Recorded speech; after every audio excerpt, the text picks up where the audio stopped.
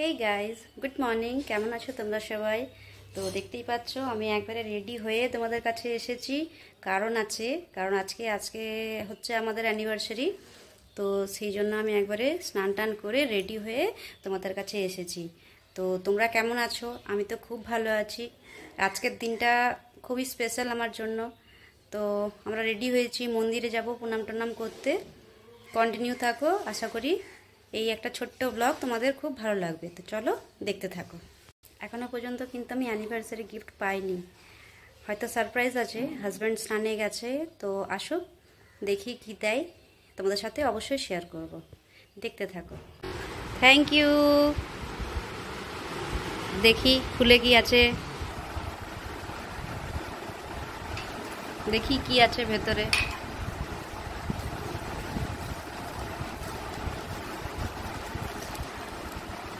Wow, thank you, thank you. পরিয়ে দেবে না? এনেছো যখন হাতে করে পরিয়ে দাও।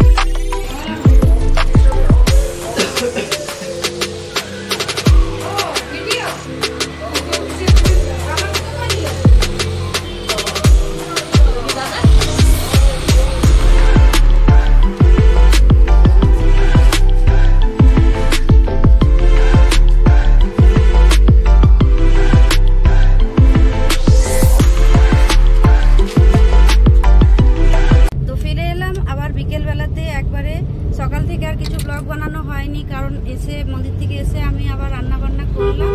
রান্নাবান্না করতে করতে অনেকটা দেরি হয়ে গেছিলো। তো এখন আমরা বেড়াতে যাচ্ছি দুর্গাপুরে। তো দেখতেই পাচ্ছ আমরা সবাই ফ্যামিলি যাচ্ছি, সবাই এখন যাচ্ছি দুর্গাপুর জংশন মল ঘুরতে। তো চলো ব্লগটায় কন্টিনিউ থাকো, দেখতে থাকো কি কি করছি। আশা করছি এনজয় করবে।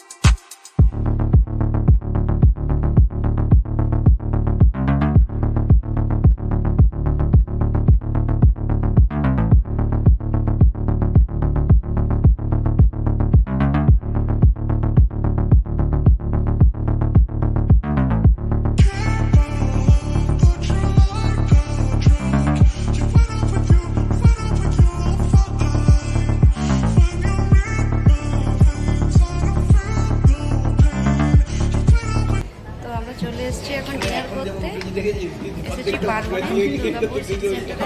দেখো কে কে এসছে, এই যে তাতাই, এটা আমার ভাই